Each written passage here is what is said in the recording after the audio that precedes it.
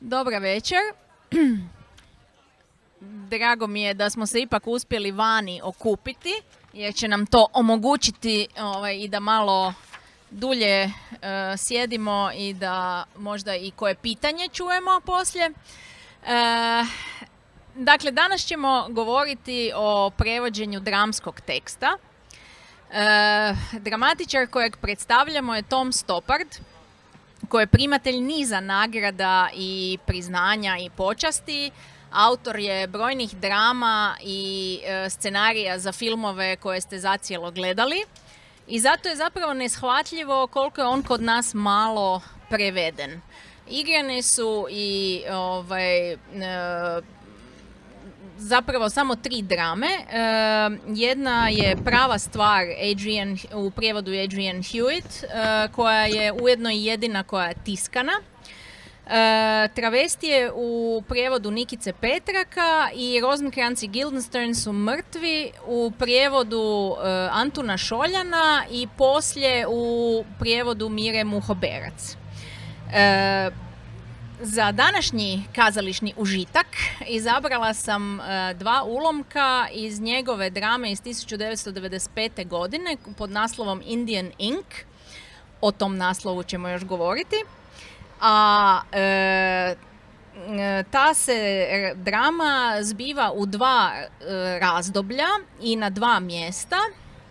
1930. godina se zbiva u Indiji, kamo mlada pjesnikinja Flora Crew dolazi radi boljeg zdravlja na odmor i tamo upoznaje slikara Indijca Nirada Dasa.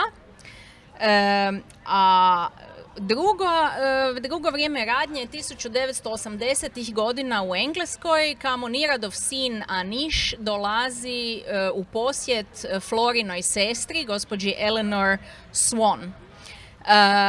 Ovi ulomci koje ćemo danas čitati predstavljaju oba ta razdoblja i svo 4 likova koji su bitni za dramu. U ring ulaze poznati i istaknuti hrvatski prevoditelji, Tanja Radmilo, prevoditeljica s ruskog i engleskog, te Dejan Trdak, prevoditelj s portugalskog, talijanskog i engleskog. Ono što je zanimljivo je da unatoč svom iskustvu i dugom zapravo radu je ovo njima oboma prvi susret sa dramskim tekstom, odnosno prevođenjem dramskog teksta. Molila bih ih da pročitaju lijevi tekst, nećemo namjerno reći koji je čiji za sada. Dakle, lijevi tekst će nam Dejan kao gospodin Nirad Das i Tanja kao gospođica Flora Crew pročitati. Znate, vi ste prvi muškarac koji će mi oslikati nokte na nožnim prstima. U stvari, zaokuplja me nabori na vašoj suknji. A, u tome niste prvi. Već su vas slikali? Ali naravno da jesu, i to mnogo puta pretpostavljam. Znate, gospodine Das, vi ste po prirodi mnogo ljubazniji od mene.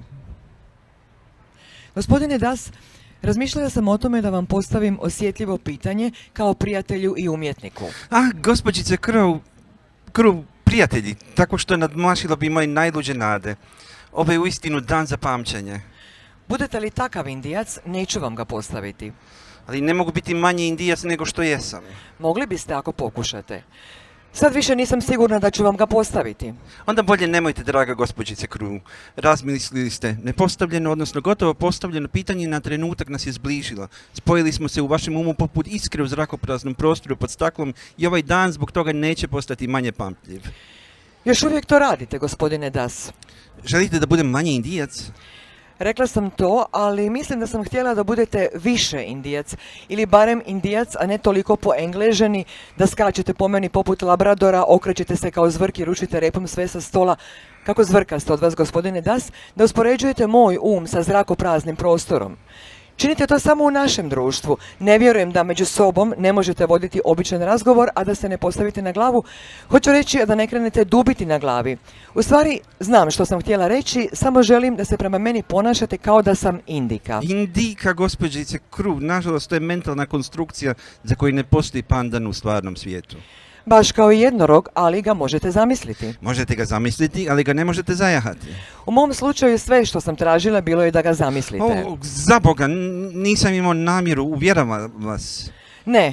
Ne možete povući vaš najbolji zamah repom. Počistili ste stol, drangulije su na tepihu, ovalna vaza, burmutica, suvenir iz Broadstersa. Okrutni ste prema meni, gospođice Kru. Nadam se da ste uživali u ovom odlomku naših sjajnih izvođača. Pa sam htjela pitati, evo prvo Tanju možda da krenemo s desna.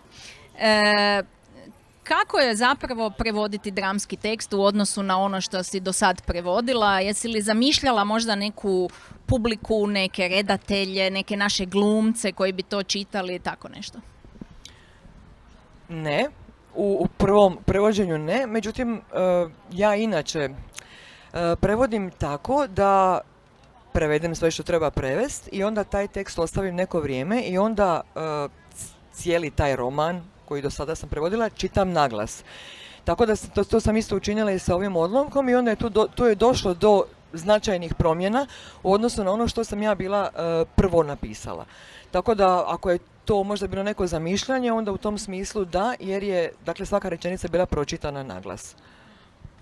A zamišljanje dakle, nekog stvarnog režisera našega ili režiserke i tako, nisi išla tako daleko da... Joj ne.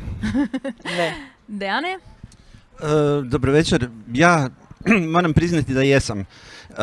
Zato što ovo, iako je moje prvo iskustvo sa prevođenjem dramskog teksta, nije moje prvo iskustvo u kazalištu. Radio sam kao dramaturg surađivao sam na dvije predstave sa redateljicom Moranom Dolenc na Femme Fatale, gdje sam zapravo bio i koautor, koji je nastao nakon dugih razgovora između mene i redateljice. Proveo sam sate i sate gledajući tu predstavu, iako se radi o teatru objekta, znači imali smo minimalno teksta. I u drugu dramaturgiju je bilo nešto više teksta, pa zapravo jesam. Zamišljao sam kako bi to moglo možda izgledati na sceni. I prije svega bih ti htio zahvaliti što si me natjerala da pročitam baš natjerala. Pa da, zato što, doista da, zato što Thomas Stopparda ja sam izvlačio iz pete sa faksa, sjećao sam ga se minimalno, zato što sam išao na američku dramu. I ova drama zaljubio sam se u tu dramu i naročito zato što sam pročitao na internetu, postoje dva krasna vodiča za predstavu u američkoj produkciji iz 1999. i 2015. I tamo daju sav kontekst i to mi je jako, jako puno pomoglo. O tom kontekstu i kulturnom sadržaju ćemo malo kasnije, a na pitanje kako vam se sviđaju tekst i ulomci ste mi već odgovorili unaprijed, s tim da mi je jako drago da i dalje razgovaramo, premda sam vas na ovo natjerala, jer drama nikako nije jednostavna, vrlo je slojevita. I zato me zapravo sad i zanima taj naslov, recimo, već od toga krenimo. Ja uvijek od Toma Stopparda imam osjećaj da bih trebala imati stalno uključen mobitel i googlati sve živo o čemu god on govori. Pa taj naslov Indian Ink, koliko god čak i ne anglistu djeluje jednostavno i jasno, šta vas je navelo da prevedete ovo što imamo, a to je indijska tinta i indijska tehnika, i da li ste razmišljali o crnilo, mastilo, tuš i tako dalje, pa molim. Kao prvo za ovo što si rekla da si nas natjerala, ti si jedna velika lukavica, jer si ti nama kao postala kao fol, dva ulomka, onda je ovaj drugi bio toliko užasan da kao joj da je ova drama je fantastična, zapravo ovo je bilo puno lakše. Što se tiče naslova Indian Ink, meni je u početku mi je bilo jasno samo da to neće biti indijska tinta. Zato što unatoč tome što kad u internetu, kad u Google ukucaš indijska tinta, postoji cijeli niz, dakle to je potpuno vjerojatno ima cijeli niz, ti možeš naručiti indijsku tintu, ja sam našla firme koje prodaju tu indijsku tintu i to. Međutim, kod mene se ovo zvalo tuš, praktički onaj tuš za crtanje, praktički do zadnjeg trenutka. I onda kad sam to ostavila, da se malo to skisali par sati prije nego ću ti poslat, sam u stvari skužila da bi možda bilo bolje, budući da on nju slika i da ona njega u jednom trenutku čak propituje kao pa kako ćete me naslikat, hoćete li me naslikat na indijski način, tu se meni upalila lampica, zašto ne staviti naslov indijska tehnika. I to je doslovce bilo promijenjeno, već je bio privitak, kačenja sam ga vratila natrag, promijenila naslov i poslala ti pa kao što bude. Eto, to mi je bilo. Dejane? Ja sam, moram priznati, imao sam na umu ove sve varijante koje si govorila, samo mi se nisu činile dovoljno jasnima. U tome je možda bio problem. Zato sam se odlučio za ovu najobičniju, najlošiju, zato što mi se čini najjasniji indijski tuš, crnilo svakako. Razmišljao sam o tome.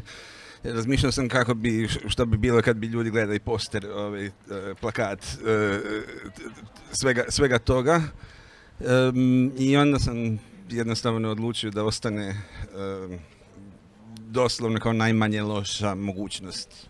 Da, to je zapravo naslovi drama su slični problemima koje prevoditelji audiovizualni recimo imaju, kad u titl možete ugurati samo 1, 2, 3 riječi i zapravo onda razmišljate što te riječi još sve znače. I recimo indijsko crnilo, ja sam razmišljala o tome i onda sam mislila, ljudi će pomisliti da je to neka užasno mračna, tužna, deprimantna drama, gdje se radi o ne crnilu kao materijalu za slikanje, nego zaista o mraku i užasu. Jel? Dočim tuš je zgodan, ono što se iz ovog odlomka ne vidi je da je tuširanje u jednoj sceni dosta važno, pa bi baš bilo zgodna jedna dvosmislenost. Premda ova indijska tehnika, a i indijska tinta su zapravo mnogo jasnije i vjerojatno i na plakatu bolje izgledaju. Zatim me zanimalo taj kulturni kontekst zapravo. Tu se radi i o Indiji i to o dvijema Indijama. Radi se o kolonijalnoj britanskoj Indiji, radi se o Indiji nakon što su Britanci otišli, a radi se i o Engleskoj, naravno onoj 80-ih godina, ali i toj Engleskoj koja prodire u Indiju. Koliko je vama zapravo to prenošenje kultura problem ne samo u ovoj drami, nego općenito gdje povlačite crtu, što je ono što možete ostaviti, a što je ono što morate objasniti i što je ono što ćete jednostavno izbaciti? Dejane. Ja, prvi. Jako teško pitanje, budući da se radi o dramskom tekstu i o nečemu što bi zapravo trebalo biti izvođeno na pozornici. Onda sam se tu uglavnom odlučivao možda pojednostaviti neke stvari, izbaciti, možda nešto nepotrebno. Dakle, riječ je o stvarima o rečenicama koje bi slušatelj, zapravo gledatelj drame trebao shvatiti na prvu loptu. Što se tiče kulture, to je pitanje par excellence za nas prevoditelje. Neki kažu da se jedino to prevodi, neki kažu da je to uopće nije moguće prevesti. Zato što, mislim, nije moguće. Znam kao iz iskustva turističkog vodiča kad mi dođu Portugalci, onda ja im objašnjavam ovo je naša bitka kod Alcácer Quibira. I oni to zapamte, ovo je vaš Alcácer Quibira, ali ne zapamte ništa, ne zapamte ni jedno ime, ni jedan pojam, ništa od toga. Meni je u ovome jako puno pomogla taj vodič koji su Amerikanci dali tiskati za te dvije produkcije iz 1999. i 2015. Onaj drugi je bio nadopunjen. Predivno. Znači, oni su sve objasnili, dali povijesni kontekst, apsolutno i više nego što sam i mogao misliti da u toj drami ima. Zato mi je još i draža. Tanja? Pa da, sve što je Dejan rekao, zapravo bih se složila. Ovo je dramski tekst, dakle ono fusnota nema. Ovako. Bog, čao. I sad mi se možemo jedino nadat nekoj, zapravo tu na nama nije da mi o tome nešto pretjerano razmišljamo, osim ono u kontekstu nekom kako prevesti da to ne bude, da to jednostavno ostane tako u tom nekim okvirima gdje ti ne možeš ništa dodatno objasniti. Sad ne znam, ja sam to učinila onako kako mi se čini najbolje, a druga je sad stvar, dakle, kad imamo taj roman na koji smo navikli, tu postoji ogromna količina fusnota. Međutim, ja sam čak i to sad počela smanjivati, jer čini mi se da izdavači baš nisu oduševljeni, odnosno vjerojatno kako koji izdavač, ali to je jedan problem koji, evo, kao što Dejan kaže, on je stalno. Ja sam isto bila našla nekakav vodič, vjerojatno možda taj isti, a to je bilo za ovo prvo čitanje, gdje sam ja mislila da ću se ja uspjeti izvući sa letimičnim čitanjem, i kad mi je išlo drugo čitanje nisam mogla naći taj dokument, a Lara nam je zabranila komunikaciju, pa nisam mogla nikoga ništa pitati. Ja to sve ozbiljno shvaćam, ja sam pravilno ko učo. Tako da ostalo je nešto u glavi, to je bilo stvarno divno. To je velika pomoć vjerojatno na ovakvom tipu teksta, ali zapravo sve se manje više slažem sa Dejanom ovdje. Znači, niste čak niti pristalice toga da se ubacuju nekakvi još dodatni dijelovi teksta u kojima biste to sad objasnili, znači... Ja sam ubacio. O tome ćemo kad dođemo do teksta. Dobro, i još me zanimalo zapravo u ovom baš prvom dijelu koji ste sad čitali, odnos između Flore i Dasa. Meni se zapravo čini da se on stalno postavlja u jedan podređeni položaj, kao taj Indijac prema svojoj kolonijalnoj posjetiteljici, a ona stalno pokušava zapravo izjednačiti njih dvoje u jedan kolegijalni i recimo jedan prijateljski odnos, i zato me zapravo zanima, oboje ste izabrali reći da mu ona želi postaviti jedno osjetljivo pitanje kao prijatelju i umjetniku, a u engleskom piše as between friends and artists. Jeste li razmišljali o tome da nekako napravite neki oblik iz kojega bi se vidjelo da se ona postavlja u kolegijalnu zapravo razinu s njim, ili vam se to nekako u hrvatskom činilo nespretno, ili možda mi jednostavno ne osjećamo možda nekakvu razliku u tom postavljanju između bijelca i bijelkinje i indica, između žene u 30. godinama i muškarca. Jel vam to nije bilo, recimo, u današnje doba u ovom podneblju dovoljno bitno, ili ste jednostavno to onako automatski?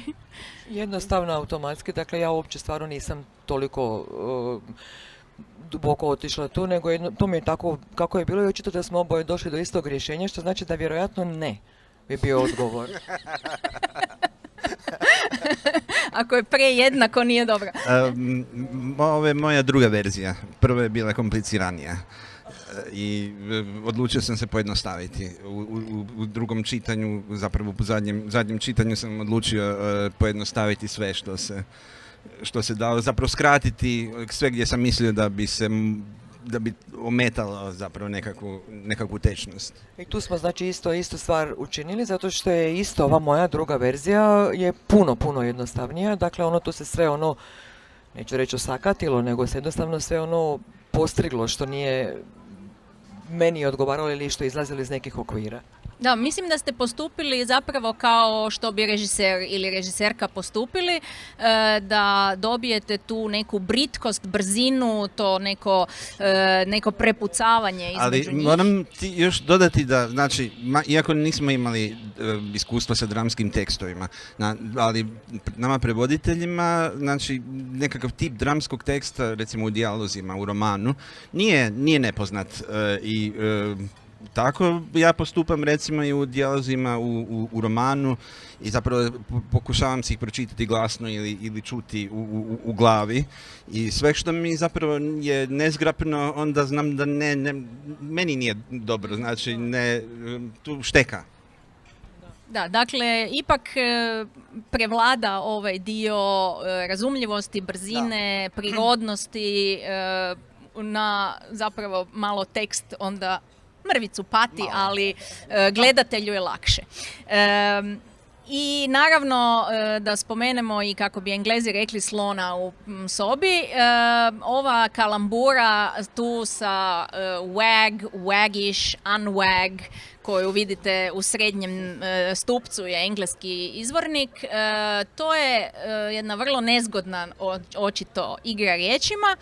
Ono što mene sad zanima, budući da ste se oboje odlično riješili to sa vrckasto, odnosno zvrkasto i sa tim petljanjem tog psa i mahanjem repom i sve, ono što me zanima je zapravo što prevoditelja spriječi da ipak izmisli riječ. Dakle, kao što je on napisao unwag, što je zapravo izmišljena riječ, mislim nije da je izmišljena u smislu da ona ne može postojati, ali se ne koristi i nema je u rječniku.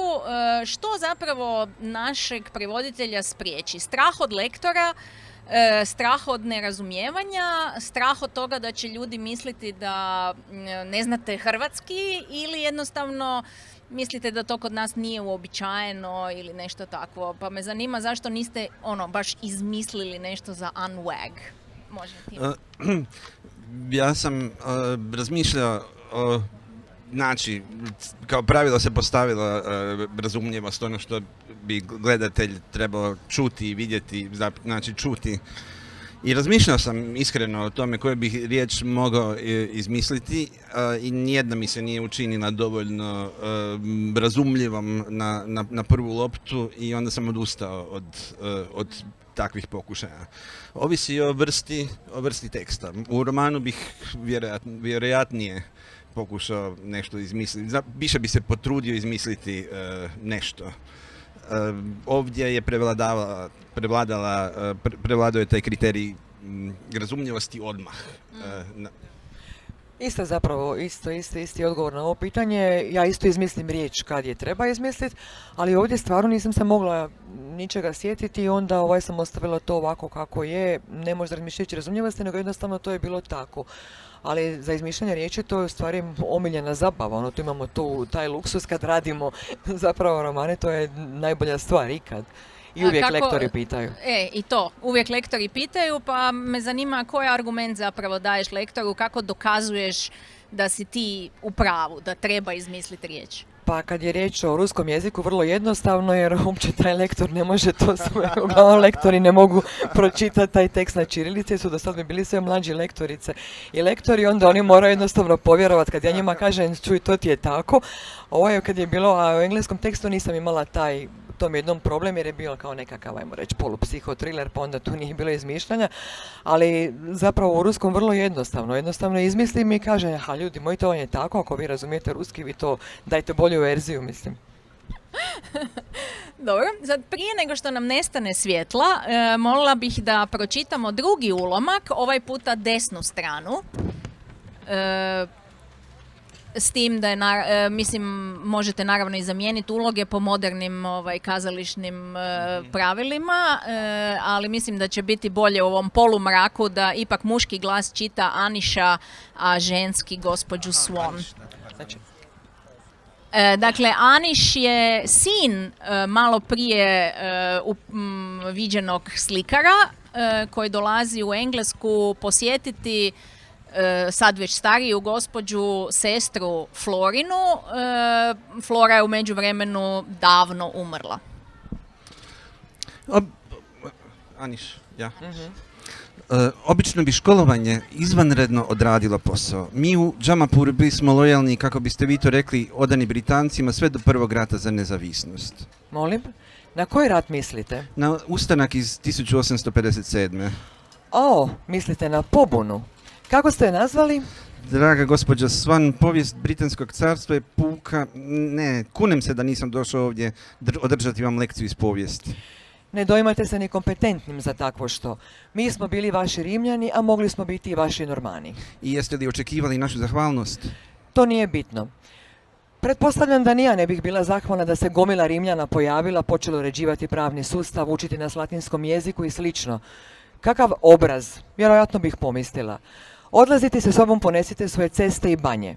Nije važno što bih ja mislila, važno je ono što mislim sada. Govorite engleski bolje od većine mladih s kojima se susrećem. Jeste li ovdje pohađali školu? Nisam, išao sam u katoličku školu. Gospođo Swan, pletete mrežu u koju me namjeravate uloviti. Kakvu mrežu? Uzmite još komad kolača. Gospođo Swan, vi ste jedna jako zločesta žena. Iznesete besmislen argument, a potom mi pokušate usta napuniti kolačem, tako da vam ne mogu odgovoriti. Pružit ću otpor i vama i vašem kolaču. Mi smo bili Rimljani, mi smo bili napredan, a vi zaostao narod. Stranci koji su osvojili vas zatekli su zemlju trećeg svijeta. Čak i kad ste otkrili Indiju u doba Shakespearea, mi smo već imali svoje Shakespeare. Dakle, kao što vidite, taj sukob dviju kultura postoji i nastavlja bez obzira na to što je to doba davno prošlo. Pa me sad zanima zapravo, da li mislite da mi doživljavamo na jednak način kad slušamo o Indiji, o Engleskoj, o toj kolonijalnoj Indiji i tako dalje, da li možemo na jednaki način doživjeti taj njihov sukob kao što ga oni iščitavaju iz ovog teksta kad se govori o Normanima i Rimljanima, koliko je tu zapravo doneseno kulture, a koliko je kulture koja je nađena, uništeno i tako dalje. Je li to bitno za našeg gledatelja? Koliko ćete tu sada se unijeti kao prevoditelji u objašnjavanje toga? Naravno da je bitno, pošto se zapravo čitava drama temelji na tom nekom sukobu svih tih klešu tih raznih dviju kultura ovamo, dviju kultura onamo, međutim mi nemamo ovdje prostora za to, dakle mi moramo, ako zamislimo nekakvo ono izvođenje na sceni, onda će se to, te replike će dum, dum, dum, dum, oni će se pošamarat i to je to. I pitanje je koliko će uopće ta neka publika koja isključivo samo to gleda, a ne čita tekst i čak i da čita, jer mi kao prevoditelji to čitamo puno drugačije, znači ti to čitaš na jedan drugačiji, znači meni je trebalo 3-4 čitanja da uopće ono ok, pa daj malo pročačkaj ovo, pa pročačkaj ono, pa zašto, pa kako i opet naravno i dalje svjesna sam da ne znam dovoljno o tome. Dakle, to je ono vječno pitanje na koji način nekome koji se došao zabaviti tu večer u kazališta, ako gledamo krajnjeg korisnika usluga, ako ćemo ga tako nazvat, kako ćeš ti njemu to objasniti? Ti to njemu zapravo ne možeš objasniti. I onda ok, kad to pojednostavimo u glavi, idemo dalje, jer ja ne vidim, ne znam, ako da ja vidi bolji način, stvarno ne vidim. Možda to i nije posao prevoditelja. Znači, mislim da si, kako što si navela u onom dopisu, kad smo najavljivali ovaj događaj, tekst kojeg prevodi prevoditelj poslije se prerađuje u radu režisera i glumaca. I onda će vjerojatno se režiser domišljati načinima na koji će to prikazati gledateljima, da to bude jasnije gledateljima. To je zapravo možda njegova umjetnički upliv u cijeloj drami. Mi možemo koliko možemo ovdje. Pa to je zapravo pitanje bilo s predumišljajem, jer sam vas htjela navesti da nam kažete koliko je važno da je prevoditelj prisutan na čitačim probama, da je prevoditelj prisutan i sudjeluje u radu sa glumcima i režiserom da objasni neke dijelove teksta i tako dalje. I naravno koliko je bitno da se taj tekst ujedno i tiska uz predstavu da čitatelji, odnosno gledatelji imaju potpuni doživljaj. Mogu ti odgovoriti doslovce sa jednom rečenicom, da, ali nije bitno. S pozicije naše kazalište ili s pozicije, mislim, to je jednostavno mi se čini, nakon ovog čitanja intenzivnog ove drame i nakon ovog rada na ovome, mogu doći samo do zaključka da ova drama uopće nije prilagođena za izvođenje pred hrvatskom publikom, jer mislim da stvarno ljudi, pa vjerojatno ja da ovako nešto dođem kao pogledat, ne bih uopće pola toga pohvatala. I sad možemo o tome dalje razgovarati. Dakle, koje kazalište je doraslo tome da to izvodi? Ne samo to, nego to je već više pitanje za kazalištarce, za kazališne ljude, jer u sveopćoj zapravo banalizaciji kulture banalizira se i kazalište, koje se svodi sada samo na zabavu, nažalost, i sve manje nekakvih ozbiljnijih produkcija i svakako da bi trebalo i tiskati tekst, ali baš smo razgovarali prije toga, tko danas uopće tiska dramske tekstove i objavljuju ih kao knjige. To bi bilo fantastično. Ja bi bio prvi zainteresiran prevesti neke drame i ja ih jako obožavam ih čitati zapravo. I to je ono što zapravo nedostaje u našoj kulturi, ali to opet nije, tu mi možemo malo... Da, nadajmo se da će u buduće sva kazališta u svojim troškovnicima za predstavu imati i trošak tiska knjige, kao što je nekad imala Mala scena i kao što možda je sada objavljivanje Per Ginta u prijevodu Miše Grundlera neki lučonoša za druge, možda bi to bilo još dobro. Druga stvar, danas se sve manje zapravo drama izvodi prema nekakvom dramskom tekstu, nego se radi o adaptacijama iz drugih tekstova, romana posebno. I tako ponekad znaju uzeti i roman nas prevoditelja, pa nas sve ništa ne pitaju kamoli da bi platili nekakve tantijeme, nego samo uzmu komade teksta i rade s njima što god žele. Da, to je bilo pitanje i prije 20-ak godina kad je počeo taj trend koji vidim da ne prestaje, da redatelji sami prevode dramski tekst sa stranog jezika kojem nisu s kojim nisu pretjerano upoznati, pa dolazi do kojekakvih čudnih rješenja na pozornici. Ali ne možemo ispravljati sve krive drine u ovakvom jednom razgovoru. Sad ću vas još suprotstaviti na vašim rješenjima za kad smo kod prevođenja kulture. Prevodili ste taj odlomak u kojem ona njega pita odakle njemu to sjajno znanje engleskoga. Pa onda, evo sad ćemo otkriti, lijevi tekst je prevodio Dejan Trdak, desni tekst je prevodila Tanja Radmilo. Ti si napisao samo samostanska škola, ti si prešla na katolička škola, što unatoč mjestu i svemu, da li si izabrala katoličku zato da dobiješ tu neku strogoću ili si jednostavno te povuklo automatizmom kad je samostan? Što te navelo zapravo da kažeš katolička, a isto tako zašto samostanska ili možda ne znam neka privatna ili možda neka u finiju školu, kako ste se odlučili na to?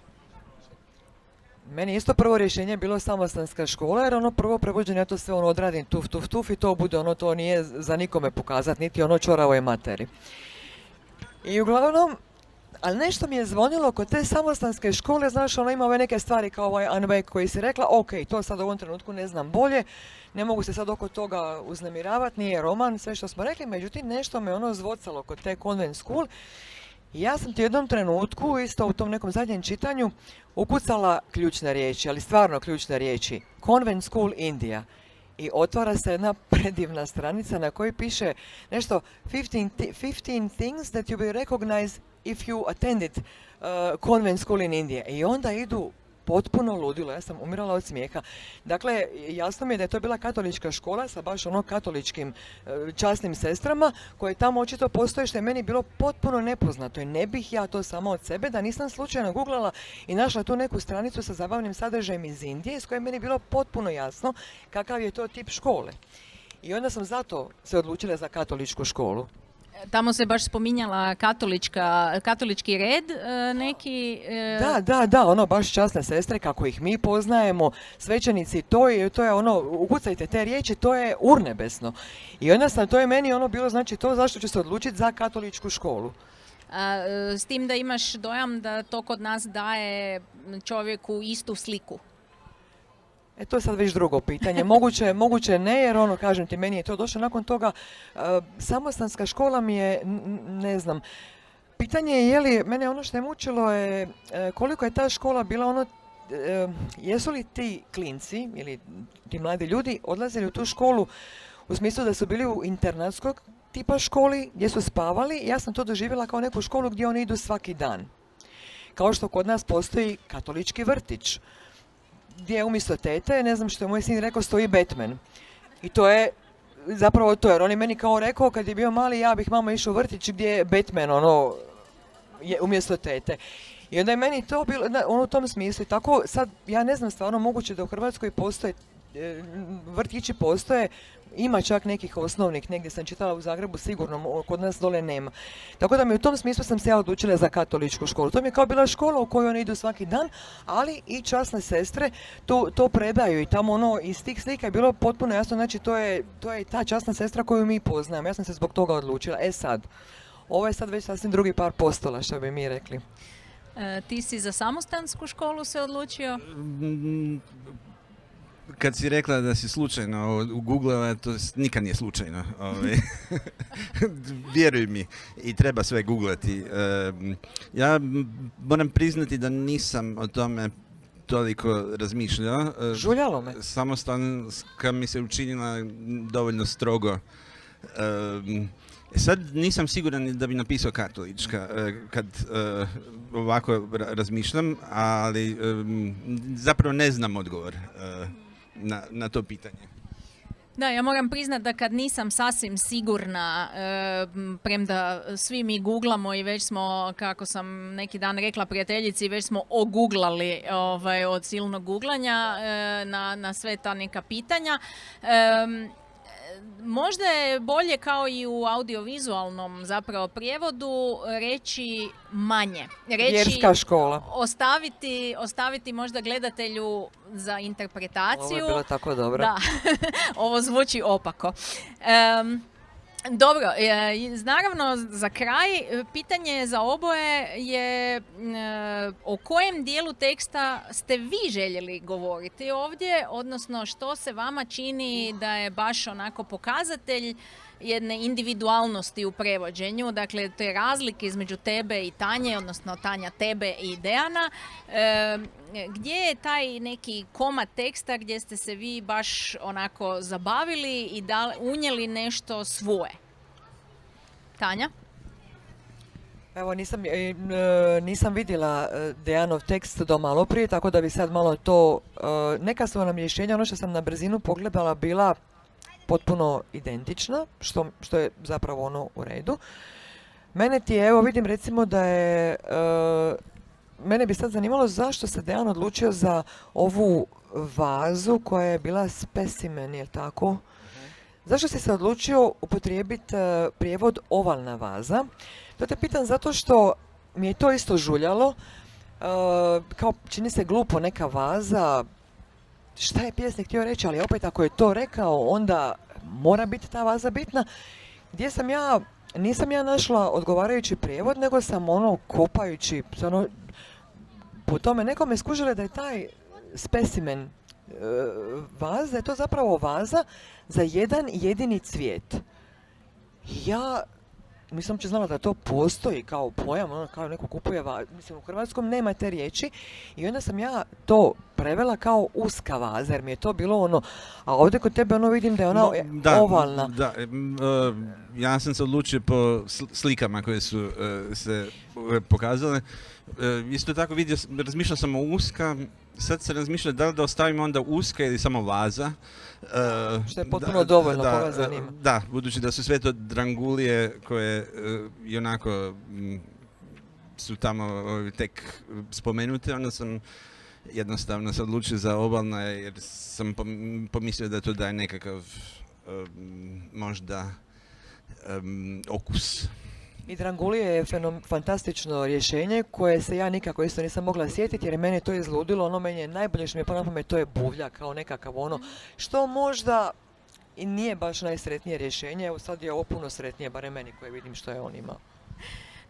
Naravno da u tim usporedbama čovjek zapravo uvijek kaže joj kako si se toga sjetio, jer smo donekle i zavidni svom kolegi što vlada jednim vokabularom koji recimo je nama poznat, ali opet nije naš. Tako sam ja nekako bila zavidna, imali ste isto rješenje, dan za pamćenje.